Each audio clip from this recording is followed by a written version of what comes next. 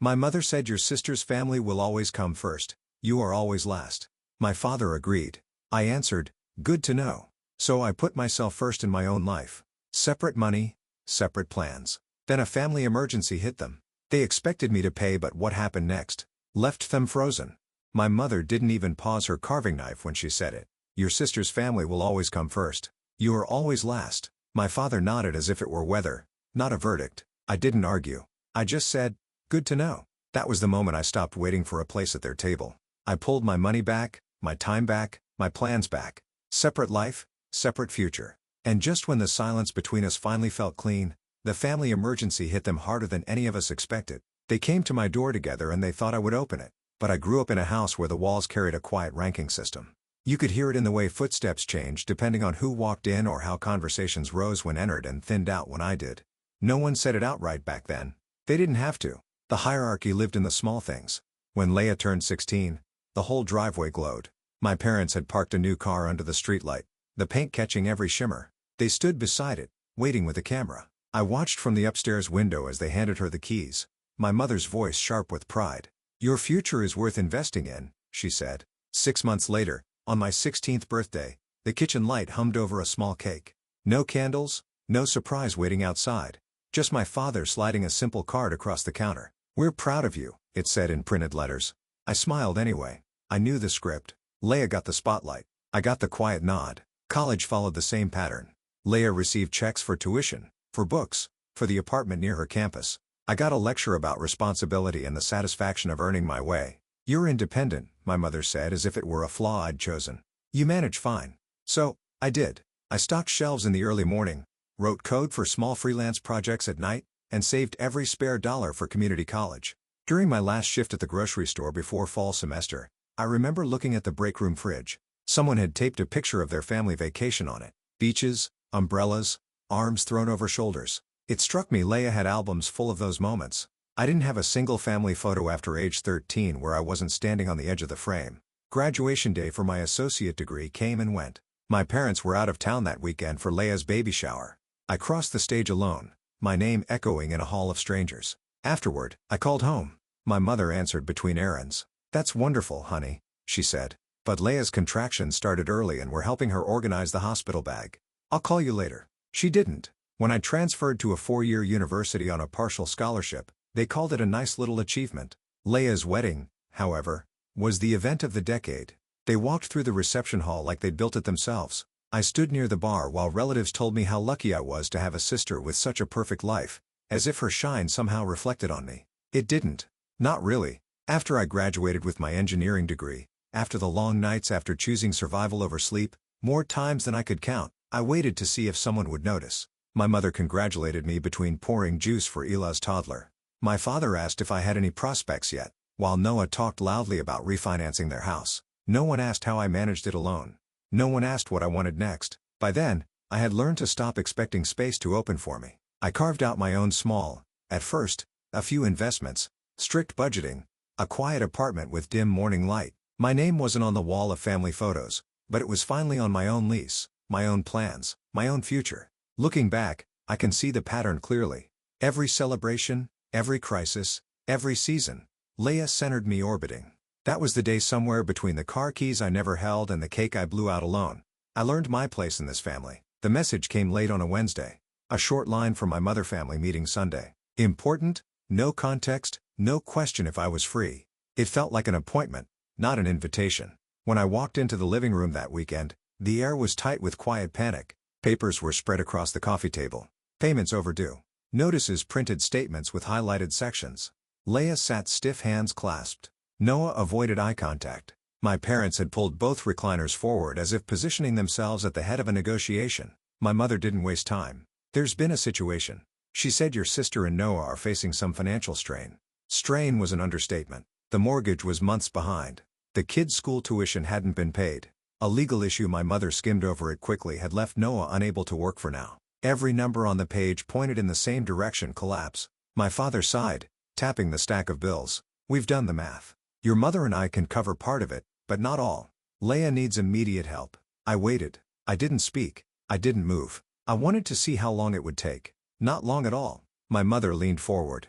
We expect you to take care of the rest. You're single. You have a stable job and you don't carry the same expenses. It just makes sense. There it was, the quiet truth laid bare again. Leah first, me last always. No one asked whether I could afford it. No one asked if I was already carrying my own burdens. No one asked anything. They simply assumed. My father slid a printed list across the table. This is what we need covered immediately. Mortgage catch-up, tuition payment, retainer for legal fees, monthly estimates highlighted in yellow, expected, assigned, mine, Leah whispered. We really need you, Carenza. As if need itself was a currency I owed. The room blurred in soft edges, the ticking clock, the faint hum of the refrigerator, the weight of years pressing on the same bruise. I didn't argue. I didn't explain. I just looked at the numbers, then at them, and let the silence settle. They expected me to pay. I only said, I'll need 24 hours. The drive home was strangely quiet. No music, no podcasts, just the low hum of my old car and the echo of my mother's voice circling back in perfect clarity. You're always last. It had been said in passing, tossed across a dinner table like a napkin, but it lived deep in the walls of our house in the pattern of every choice they'd ever made. That truth had finally spoken itself aloud. And now they wanted me to forget it because they needed something. I parked, locked the door behind me, and stood in the stillness of my apartment. Clean, sparse, a place built by my own hands, my own money, my own choices. For years, I had carried their expectations, quietly accommodating them without protest because resistance felt pointless. But the silence now felt different. Charged, clear. I opened my laptop. First accounts, checking savings investment portfolios. The numbers didn't surprise me. I'd memorized them the way some people memorize birthdays. Years of controlled spending, strict budgets, automatic deposits into long-term funds. I lived like someone who always expected the world to forget her. And that discipline had built a foundation no one in my family knew existed. My fingers moved steadily. I separated everything. New folders, new labels, personal, private, secure. Then I pulled up statements. Months, then years, then the whole archive. I dragged them into a fresh folder on my desktop. Independent was what I named it. It felt accurate. On the other side of the room, Ava sat down a bag of takeout. She didn't speak. She didn't ask. She just watched me the way she always did, quietly without assumption. When she finally crossed the room, she placed her hand on the back of my chair. You're not choosing against them, she said. You're choosing for yourself. I didn't answer, but the words settled in my spine like alignment. I opened a spreadsheet. Next columns, formulas, projections. I mapped out exactly what they had asked of me. Mortgage catch-up, school tuition, legal retainer, estimated monthly overflow.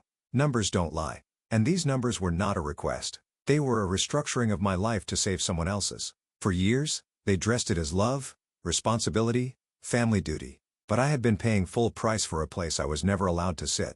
The cursor blinked. I added another column. Terms. If I helped, and I wasn't sure I would, it would not be the way they expected. Not charity, not sacrifice, not the old cycle where pain was the price of belonging. I drafted the framework slowly, a loan with interest, a 5-year repayment plan, mandatory financial counseling, mandatory family therapy, written acknowledgement of the favoritism I had lived under for nearly 3 decades, a new structure for every future request written, proposals, clear limits, no guilt. Each condition was clean, neutral, administrative, nothing vengeful, everything fair. I printed the draft and set it aside. Then I reached for the next layer of the plan boundaries. I scrolled through my banking apps and removed every auto payment connected to family expenses, old holiday contributions, split purchases for Leia's kids, a streaming subscription my parents never reimbursed me for. Small things but symbolic. Quiet leaks I'd allowed for years. Delete, delete, delete. Each confirmation screen felt like a stone lifted off my chest. I went to my email next, typed a short message, saved it as a draft. If things escalated, I'd send it without hesitation. Simple, firm. I will not assume responsibility for decisions I did not make. My apartment was silent except for the soft hum of the heater kicking on. Ava sat on the couch now, legs folded beneath her, watching me without interrupting. There was no pity in her eyes, only recognition. You've been holding your breath your whole life, she said gently. Tonight is the first time I've seen you exhale. Maybe she was right. My shoulders felt lower, my jaw unclenched. I returned to the table, gathered the printed pages into a neat stack, and placed them inside a plain folder. No dramatic labels, no markings, just order. I imagined the scene tomorrow, my parents leaning forward, Leah wringing her hands, Noah rehearsing justifications. All of them assuming my 24 hours were spent finding a painless way to give them everything. They had no idea this silence was not submission. It was preparation. I closed the folder. I wasn't angry. Not anymore. Anger requires hope. Hope that someone will see you, choose you, treat you differently. I didn't hope for that now. I only wanted truth, structure, and a life that finally belonged to me. Iva's voice softened. What happens tomorrow? I slid the folder into my bag. I tell them I said that I don't fix what they break anymore. They were already seated when I arrived. Same living room. Same recliners pulled forward. Same stack of bills spread across the table like an altar built for urgency. But this time, something was different. I wasn't carrying guilt. I was carrying a folder. Ava walked beside me. Quiet. Steady. She took a seat near the window. She wasn't there to argue. She was there to witness. My mother clasped her hands. Good. You're here. We can sort it all out now. My father exhaled with relief. We knew you'd come through. Karenza. Leia gave a trembling smile. We really appreciate this. They were thanking me for a decision I had not made. I sat down, placed the folder on the table, and lifted the cover. Bank statements, investment summaries, retirement allocations, target date portfolios, stock option agreements, all neatly arranged. The room shifted. My mother leaned forward first, her eyes narrowing. What? What is all this? I slid one page toward her. Context. My father reached for another, scanning the numbers. The rustle of paper was the only sound. He froze halfway through. It wasn't just the balance. It was the realization, sharp, sudden, that they knew nothing about my life. Every assumption, every idea of who I was crumbled in his hands. My mother's voice went thin. Why didn't you ever tell us you were doing this? Well, you never asked, I said. Silence dropped clean and absolute. I pulled out the next document, the loan terms. Noah leaned forward, brow furrowed. Is this a contract? I nodded. If you want financial help, it won't be blind sacrifice. It will be structure. My mother recoiled. Structure for family. For adults, I corrected. My father scanned the page. 5-year repayment, interest, monthly installments, financial counseling. His voice cracked on the last words. It's standard, I said. If I help you learn how not to need me again. Leia stared at me, eyes wide wounded. You're making us sign something. We're your family. You made me responsible for your decisions, I said calmly. This prevents that from happening again. Noah bristled. This feels fair. I cut in. It feels fair. He went silent. I continued. There's more. I turned to my parents. You'll attend therapy, not to assign blame, but to understand the system we've all been living in. My mother stiffened. We're not dysfunctional. You told me I was always last. I reminded her quietly. That was dysfunction speaking. She looked away and I added, there will be public acknowledgement. At the next family gathering, you will address the favoritism, the imbalance, the history of expectation placed only on me. My father shook his head. This is humiliating. It's honest, I said. Humiliation only happens when the truth is too heavy to hold. The room tightened around us, everyone suddenly smaller in their chairs. Finally, I pushed the last document toward them. This is what you asked from me. Mortgage catch-up, tuition, legal retainer. These are your numbers. This is the cost of your choices. The term sat openly before them. Clear, neutrally, unemotional, my mother whispered. You really won't help unless we agree to this. I met her gaze. I said, good to know at Thanksgiving. I meant it. Once I understood my place in this family, I stopped standing in the space you carved out for me. If I'm always last here, then I have to be first in my own life. No one spoke. I reached into the folder one more time and placed a pen on top of the contract. It rolled slightly, then stilled. You have 24 hours, I said. The same time you gave me. My father swallowed hard.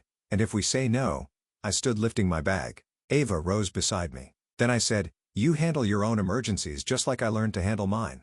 I walked to the door. Behind me, the room stayed frozen. 6 months passed before I walked back into that house. Not for a crisis. Not for a demand. Just for a scheduled family therapy session. Our last one. The changes didn't happen overnight, but they happened. Leia and Noah had signed the terms. Every installment of the loan arrived on the same day each month, transferred cleanly without excuses. The financial counseling had reshaped the way they moved through the world. Their spending grew quieter. Their decisions more deliberate. They no longer spoke as if their needs were gravity. Everyone else must orbit. My parents changed too, though their changes came slowly, like thawing ground. In therapy, Dr. Miriam guided them toward words they had spent years avoiding: patterns, imbalance, expectations, truths spoken without flinching. My mother cried the first time she said, "We didn't see you." My father cried the first time he believed her. And me, I wasn't angry anymore. I wasn't waiting anymore. My life had widened.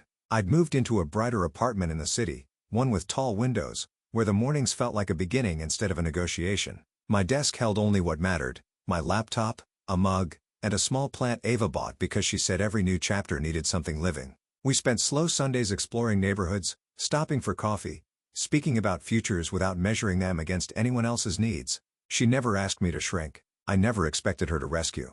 We met in the middle, two people building something without ghosts tugging at the edges. On quiet nights, I cooked while she read on the couch. Sometimes she'd look up and say, "You seem lighter," and I realized she was right. My shoulders no longer curled inward. My hands no longer tightened around invisible expectations. Silence didn't feel like punishment anymore. It felt like air. The loan statements from Leia and Noah were tucked in a drawer, organized, but no longer emotional. Proof that fairness could exist where chaos once lived. Before leaving the final session, Dr. Miriam said gently, "This is a family learning to walk differently, and you were the one who changed the ground beneath them." Driving home, evening lights stretched across the road. My apartment waited quiet, warm mine. For the first time in my life, nothing felt borrowed. I placed my keys on the table, the metal soft against the wood. Nothing like the glittering set my sister once held in the driveway. This set was quiet, earned, chosen. The window was open just enough for the evening air to move through the room, steady and cool. Ava was in the kitchen, humming softly, the kind of sound that didn't ask anything of me. Families don't always change because they want to. Sometimes they change because someone stops carrying the weight for them. I believed them when they said I was always last. That's when I stopped standing in.